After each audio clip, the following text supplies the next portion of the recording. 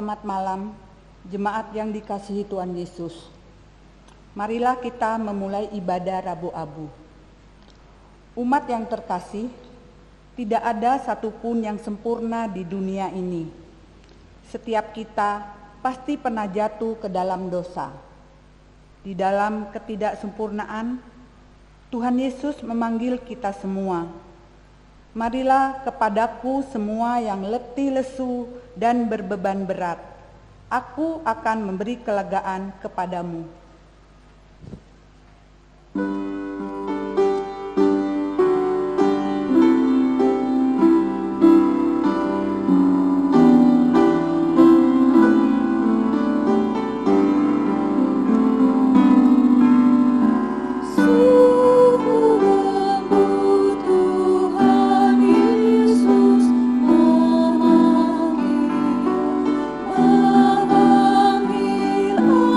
aku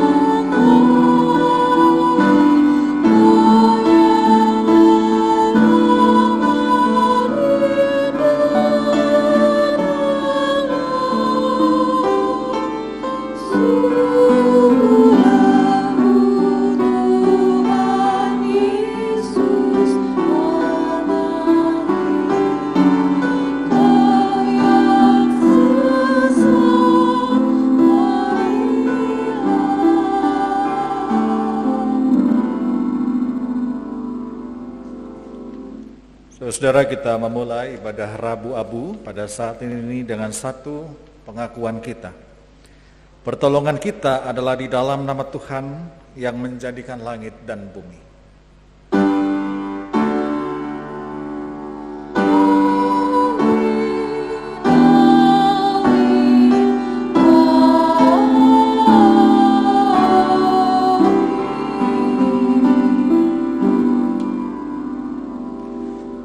Tuhan beserta saudara. Dan beserta saudara juga.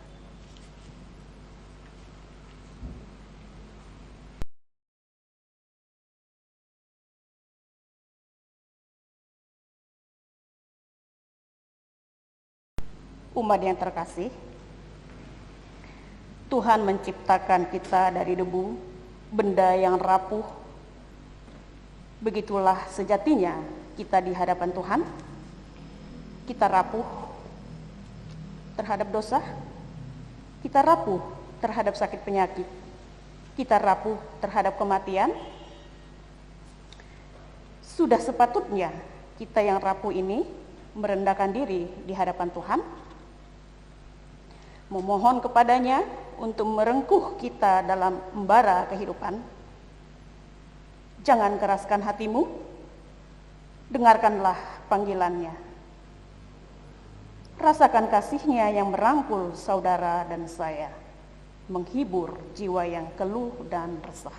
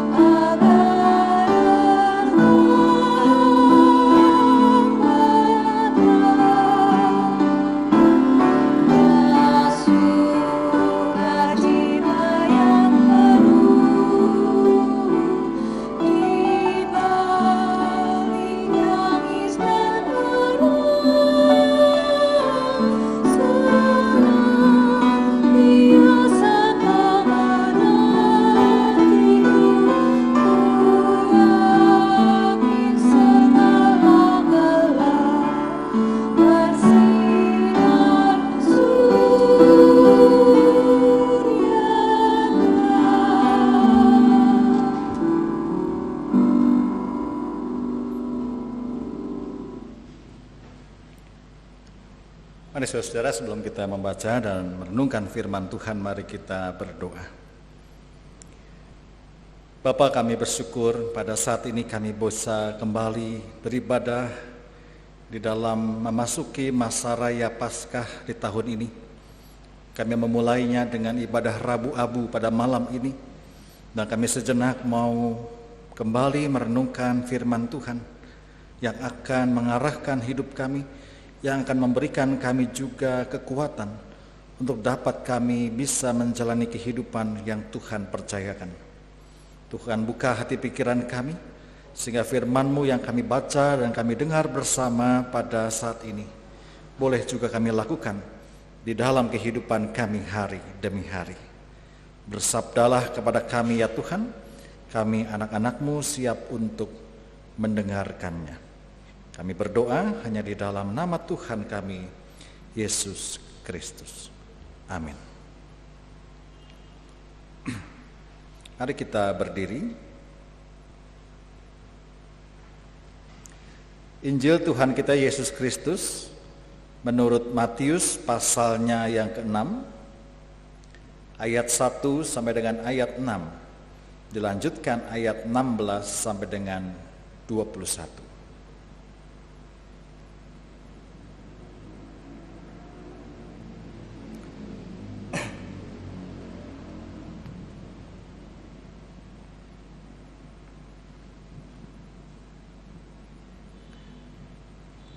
Ingatlah, jangan kamu melakukan kewajiban agamamu di hadapan orang supaya dilihat mereka, karena jika demikian kamu tidak beroleh upah dari Bapamu yang di sorga. Jadi apabila engkau memberi sedekah, janganlah engkau mencanangkan hal itu, seperti yang dilakukan orang munafik di rumah-rumah ibadat dan di lorong-lorong, supaya mereka dipuji orang. Aku berkata kepadamu, sesungguhnya mereka sudah mendapat upahnya. Tetapi jika engkau memberi sedekah, janganlah diketahui tangan kirimu apa yang diperbuat tangan kananmu. Hendaklah sedekahmu itu diberikan dengan tersembunyi, maka Bapamu yang melihat yang tersembunyi akan membalasnya kepadamu.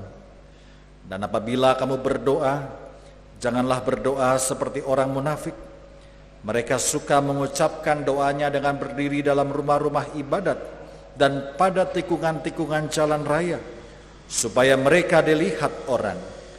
Aku berkata kepadamu, sesungguhnya mereka sudah mendapat upahnya.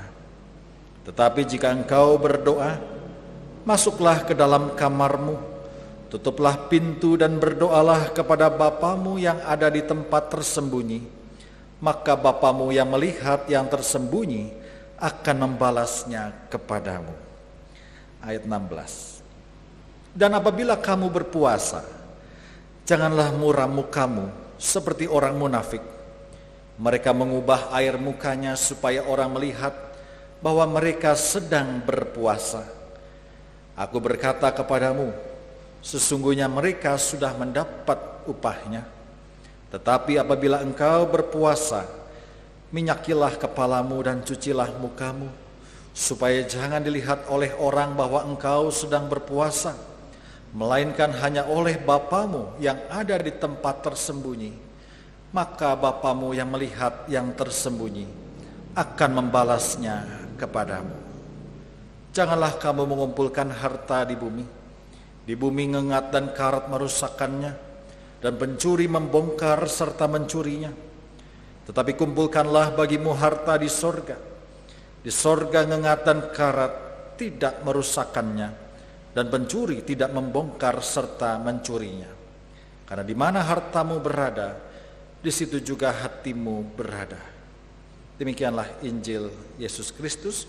Berbahagialah mereka yang mendengarkan firman Allah dan mereka yang memeliharanya. Hosana.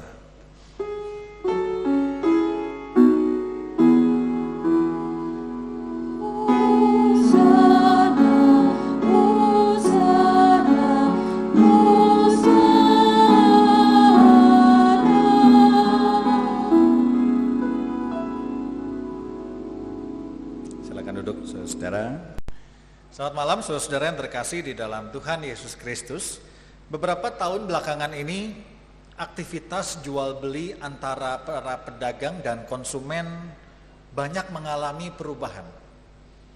Jual beli bukan hanya di toko-toko fisik atau seperti mal, tapi juga sudah beralih secara digital atau online, ya, yang kita kenal dengan istilah belanja online. Pasti Bapak Ibu saudara suka melakukan hal ini juga, ya, apalagi di tengah-tengah masa pandemi, di mana kita membatasi untuk keluar rumah, maka belanja online ini menjadi sesuatu yang biasa kita lakukan, ya. Biasanya kita tanya para pedagangnya kalau mau beli sesuatu, ready gun, begitu ya, barang ini ready atau enggak. Ketika sudah dibayar, prosesnya segera kirim dan sebagainya, ya. Nah, bagi kita yang sudah biasa melakukan belanja online, kita merasa belanja online itu lebih aman, lebih murah, lebih cepat, lebih praktis, ya. Dan inilah saudara yang kemudian juga ternyata menimbulkan sisi negatif atau kekurangannya. Belanja online bagaikan dua sisi dalam mata uang. Ada kelebihan dan juga ada kekurangannya. Apa kekurangannya, saudara-saudara? Kita sebagai konsumen tidak bisa melihat langsung barangnya. Kita hanya bisa melihat dari fotonya, dari katalognya, tapi tidak bisa melihat secara langsung seperti kita ke toko fisik atau pergi ke mall. Makanya tidak jarang ketika sampai di rumah barangnya, barulah kadang-kadang kita kecewa. Ya, oh ternyata nggak sama seperti di foto, ternyata nggak sama seperti di keterangannya. Bahkan tidak jarang, saudara-saudara, barang yang kita terima adalah barang-barang yang palsu, barang tiruan, barang KW, saudara-saudara. Ya. Dan konsumen inilah yang sering terkecoh karena bandrol harga yang jauh lebih murah dan tampilan barang-barang palsu itu sulit untuk dibedakan dengan aslinya. Apalagi jika kita hanya menilai berdasarkan foto, sangat sulit dibedakan mana yang asli dan mana yang palsu. Saudara yang terkasih di dalam Tuhan, firman Tuhan hari ini bisa kita juga melihat bahwa ternyata hal-hal yang dipalsukan oleh manusia bukan hanya benda atau barang. Diungkapkan juga dalam firman Tuhan bahwa manusia juga suka memalsukan kehidupan beragamanya. Manusia suka membuat kesalehan palsu. Ya, seperti barang tadi, saudara-saudara, yang namanya barang palsu pasti mirip dengan barang asli, maka sama. Kesalehan palsu juga tentunya mirip dengan kesalehan yang asli. Secara lahiriah orang bisa melihat kesalehan ritual itu dengan cara berpuasa, dengan cara memberi sedekah ataupun berdoa. Tapi ternyata ritual-ritual itu dijadikan semacam topeng untuk menutupi kebobrokan moral yang sesungguhnya. Maka dari itu kesalehan palsu sama sekali tidak berkenan di hadapan Allah. Kalau manusia bisa ditipu, mata kita bisa dikelabui, dan sulit membedakan mana yang palsu, mana yang asli dalam sebuah barang, tapi jelas mata Tuhan tidak bisa dikelabui. Allah tidak bisa ditipu. Allah mampu melihat kedalaman hati manusia. Allah mampu melihat seutuhnya apa yang ada di dalam pikiran dan hati manusia. Dan kalau orang melakukan kesalehan palsu, itu sama saja dia menganggap Tuhan itu bodoh. Dia menganggap Tuhan bisa ditipu dengan apa yang dia lakukan. Makanya kalau saudara ingat di dalam Mazmur 139, Daud memanjatkan sebuah doa, judulnya doa di hadapan Tuhan yang Maha Tahu.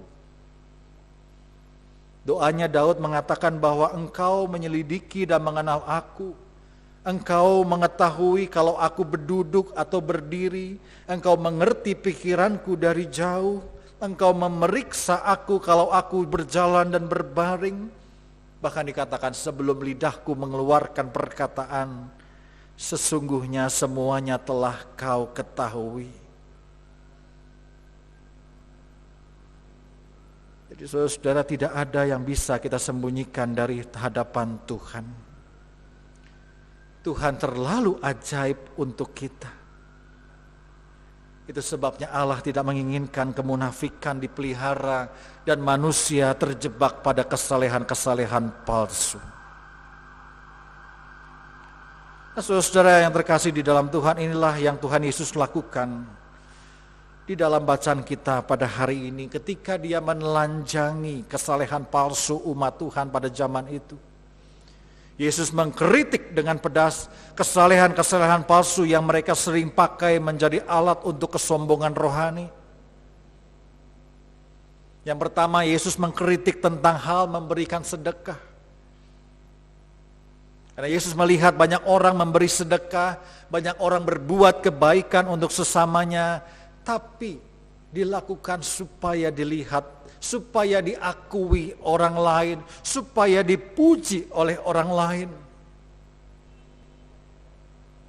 Itu sebabnya dia berkata bahwa apa yang diberikan oleh tangan kanan, jangan sampai diketahui oleh tangan kiri, kan?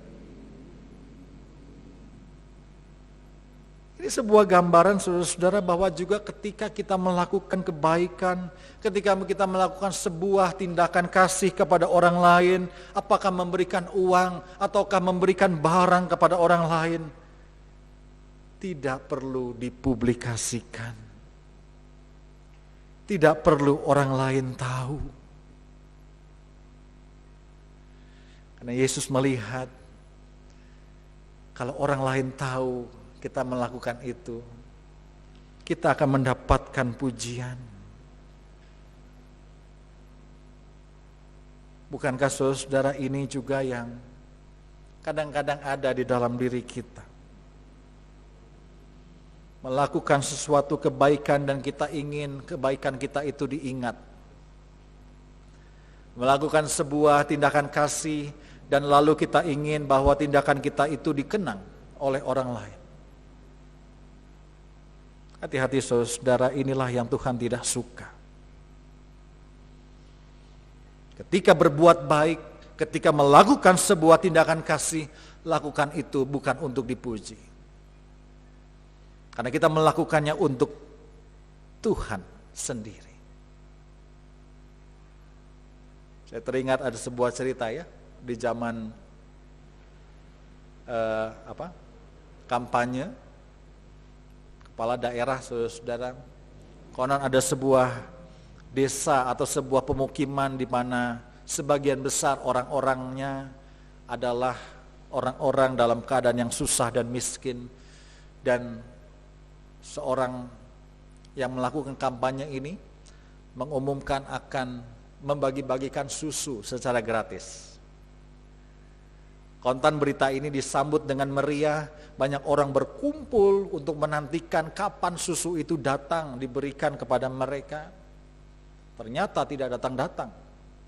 Mana ini janjinya? Setelah diselidiki kenapa tidak datang-datang, ternyata yang belum datang itu adalah sang kameramen. Juru foto, juru videonya yang belum datang, susunya sudah datang. Kenapa? Karena untuk dipublikasikan. Apa yang terjadi itu saudara juga kadang menggambarkan apa yang kita juga lakukan dalam hidup kita. Ketika memberi, ketika kita melakukan sebuah tindakan kasih, kadang kita haus dengan pengakuan. Ingin dipuji, ingin dikenang, ingin diingat oleh orang lain. Sama juga ketika kita melakukan persembahan untuk gereja. Ya. Kenapa setelah memberikan persembahan lalu ada doa persembahan? Kenapa saudara-saudara? Karena untuk menyatakan persembahan itu kita serahkan kepada Tuhan. Persembahan itu kita ingin dikuduskan oleh Tuhan. Artinya bahwa persembahan yang kita berikan tidak perlu kita ingat-ingat lagi. Karena kita sudah menyerahkannya untuk Tuhan. Kita tidak mengingatnya lagi. Apalagi merasa telah berjasa karena kita memberikan persembahan untuk gereja. Bukankah semua pemberian Tuhan itu yang harusnya juga kita syukuri? Apa yang kita berikan kepada orang lain termasuk gereja, semua juga berasal dari Tuhan. Dan yang kedua yang Tuhan Yesus ajarkan di sini adalah soal berdoa, saudara-saudara. Yesus mengingatkan bahwa doa juga bukanlah sebagai alat pamer rohani. Karena Yesus melihat orang-orang pada waktu itu berdoa di persimpangan jalan, berdoa di pasar, berdoa dengan suara keras-keras supaya didengar, supaya dilihat oleh orang lain. Untuk itulah Yesus meminta supaya engkau berdoa menutup dan mengunci pintu kamar. Sebab doa adalah sesuatu yang harusnya bersifat personal dan rahasia. Maka Yesus mengatakan kuncilah pintu. Untuk apa dikunci pintu? Untuk memastikan bahwa tidak ada yang melihat ketika kita sedang berdoa. Privasi inilah saudara-saudara yang membuat kita tidak terlihat oleh orang lain. Tapi kita bisa tetap intim dengan Allah. Sama juga dengan kita saudara-saudara. Jangan pernah kita menganggap bahwa saya nggak bisa doa seperti orang lain. Doa orang lain itu panjang. Doa orang lain itu bagus kata-katanya. Saya enggak. Kalau kita punya pikiran seperti itu saudara, maka fokus kita itu bukan ke Tuhan, tapi ke orang yang dengar doa kita. Salah saudara. Ya.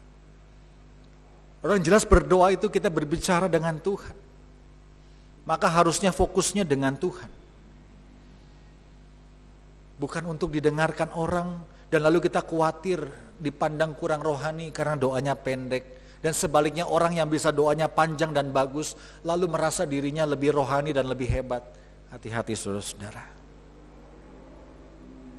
Tuhan ingin doa kita sebagai cara untuk intim dengan Dia.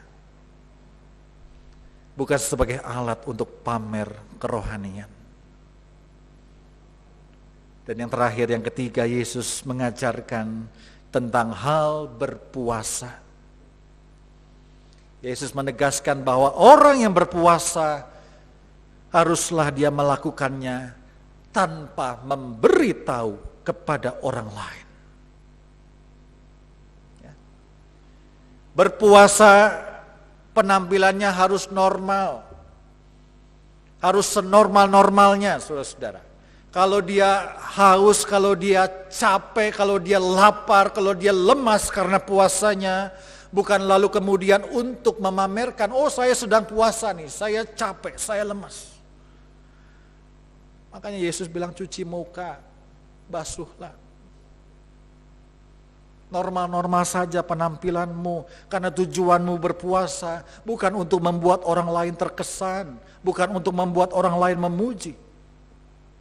Tapi puasa adalah untuk mendisiplinkan diri, untuk melatih kehidupan spiritual kita, untuk mengendalikan hawa nafsu kita, yang sekaligus membuat kita semakin dekat dengan Tuhan. Apa yang Yesus amati dalam kehidupan orang pada zamannya, mereka melakukan ini, saudara. Kesalehan palsu ini sepertinya sudah mendarah daging. Sehingga menjadi sebuah gaya hidup yang umum dilakukan pada waktu itu. Udah biasa orang hidup dalam kesalehan palsu. Tapi Yesus mau melihat, mau menegaskan, mau mengkritik praktek-praktek ini. Jangan lakukan ini. Allah sangat membenci kesalehan palsu. Nah, kalau kita renungkan bersama-sama, bukankah kita semua, Anda dan saya bisa mengulangi praktek-praktek kesalehan palsu itu? Rasanya kita senang ketika dikagumi orang kan? Rasanya senang ketika kita diakui, dilihat oleh orang lain. Karena kita melakukan sesuatu yang rohani. Hati-hati saudara. Praktek kesalehan palsu tidak mendekatkan kita kepada Tuhan. Justru semakin membuat kita jauh dari Tuhan. Karena Tuhan sungguh tidak menyukainya. Dia ingin kesalehan yang tulus dari umatnya. Kesalehan yang tidak dibuat-buat. Kesalehan yang murni muncul dari hati kita. Bukan untuk menutupi kekurangan kita. Bukan untuk mementingkan diri kita. Bukan untuk pencitraan. Tapi sebagai apa yang muncul dari hati kita sungguh-sungguh, bahwa saya ingin hidup benar di hadapannya, bahwa saya rindu untuk selalu hidup dalam doa, persekutuan yang intim dengan Tuhan. Mari Bapak Ibu sekalian saudara, hiduplah di dalam kesalehan yang sesungguhnya. Kesalehan yang sungguh lahir karena pengenalan dan hubungan kita yang akrab dengan Tuhan dan firman-Nya. Rabu Abu pada hari ini, malam ini, menjadi pembuka masa Paskah yang akan kita masuki di tahun ini. Jadi mulai dari Rabu Abu, kemudian 6 minggu Prapaskah secara berurutan sebelum kita memperingati Paskah. Rabu Abu menjadi pengingat bahwa kita semua, siapapun kita, berasal dari debu dan akan kembali menjadi debu. Artinya pergunakanlah kesempatan yang ada sebelum kita menjadi debu. Untuk apa? Untuk melakukan kesalehan yang sesungguhnya, hidup dalam pertobatan yang sesungguhnya. Selamat menjalani masa Prapaskah 6 minggu ke depan. Mari kita isi masa-masa Prapaskah dengan hidup yang makin selaras dengan kehendak-Nya. Tuhan Yesus memberkati kita semua. Amin.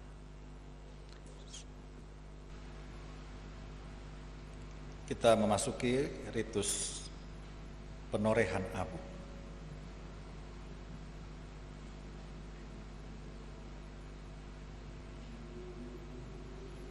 Karena semua orang telah berbuat dosa dan telah kehilangan kemuliaan Allah, maka marilah dengan kerendahan hati kita mengakui kesalahan di hadapan Tuhan.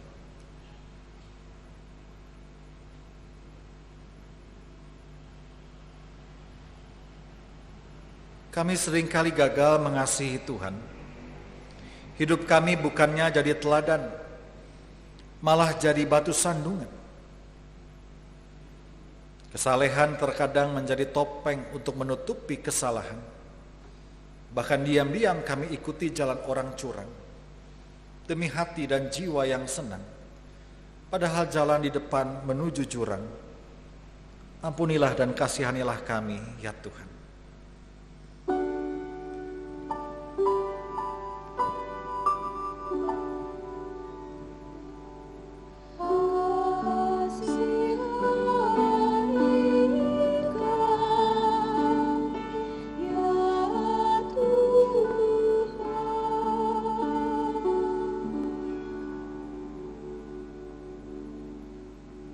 Ibadah kami di masa pandemi ini terkadang semu. Kami seolah beribadah padahal terkadang kami sekedar menonton sebuah pertunjukan. Kami merasa bersekutu dalam ibadah yang sama, padahal kami tidak berbakti pada jam yang sama. Kami merasa menghadap Engkau dalam ibadah, namun terkadang sikap tubuh dan pakaian yang kami kenakan tidak mencerminkan rasa hormat kami kepadamu. Ampunilah dan kasihanilah kami, ya Tuhan.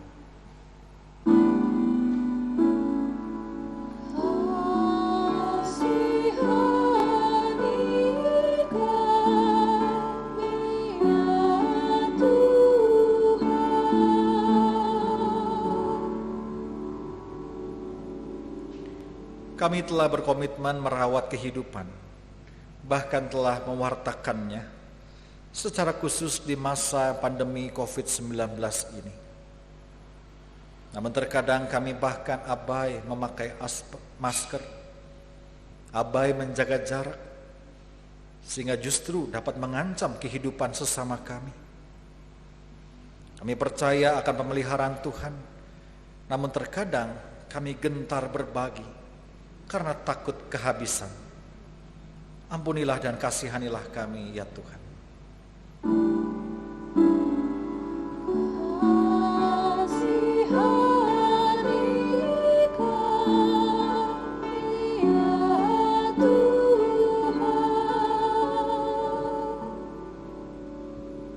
Mari kita berdoa. Allah Bapa yang rahimi, kami terkadang menutup hati, mata dan telinga, lari dari panggilan Sang Cinta, agar kami berbalik arah, berlutut, dan berserah mengakui dosa, dan berusaha untuk berubah, sebab kami tahu jalannya tidak mudah. Namun biarlah abu yang akan dioleskan ini mengingatkan kami akan hakikat diri, bahwa kami berasal dari debu dan akan kembali jadi debu. Hidup kami sementara dan kelangsungannya hanya bergantung pada kebaikan hati Allah. Mampukan kami ya Tuhan, untuk kami berani dan berusaha memperbaiki diri dalam pertobatan yang sejati. Amin.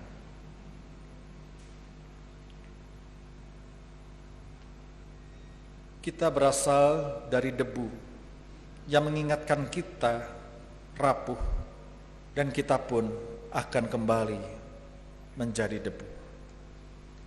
Saudara, bagi kita yang mau menyatakan pertobatannya di hadapan Allah dan sesama, baik kita yang ada di gereja ini dan juga kita yang beribadah di rumah kita masing-masing, marilah kita menorehkan abu di dahi kita sambil mengatakan, aku adalah debu dan akan kembali menjadi debu.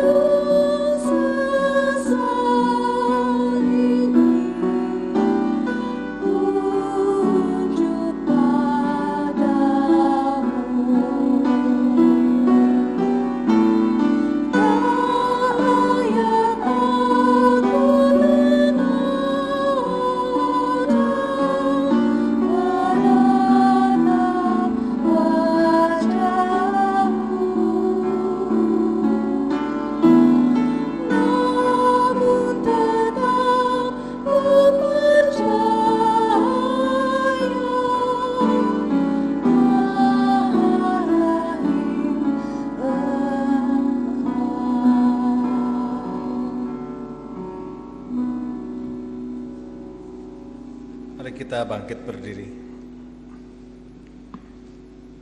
Anugerah pengampunan dari Tuhan bagi kita, ciptaannya yang rapuh, dinyatakan di dalam Mazmur 145 ayat 8 sampai dengan 9. Tuhan itu pengasih dan penyayang, panjang sabar dan besar kasih setianya. Tuhan itu baik kepada semua orang dan penuh rahmat terhadap segala yang dijadikannya. Maka singkapkanlah topeng rohani kita. Lakukanlah firman Tuhan dengan tulus hati sebagai ungkapan syukur, bukan demi mendapatkan pujian. Biarlah abu yang telah ditorehkan di dahi kita masing-masing menjadi tanda dan pengingat bahwa kita fana dan rapuh. Karenanya kita membutuhkan Kristus untuk dapat bangkit dan memperbaharui diri kita dalam pertobatan yang sungguh.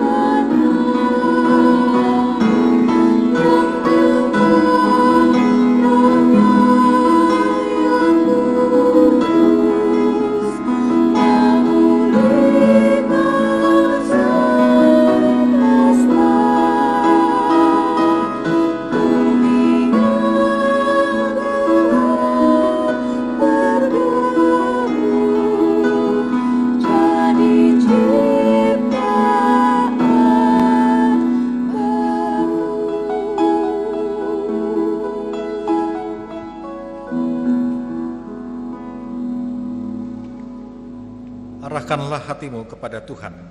Kami mengarahkan hati kami kepada Tuhan. Jadilah saksi Kristus. Syukur kepada Allah, Terpujilah Tuhan kini dan selamanya. dan terimalah berkat dari Tuhan. Kiranya Allah Tritunggal merengkuhmu dengan kehangatan cinta kasih-Nya dan meneguhkanmu di dalam menapaki kembaranmu. Hosana, amin.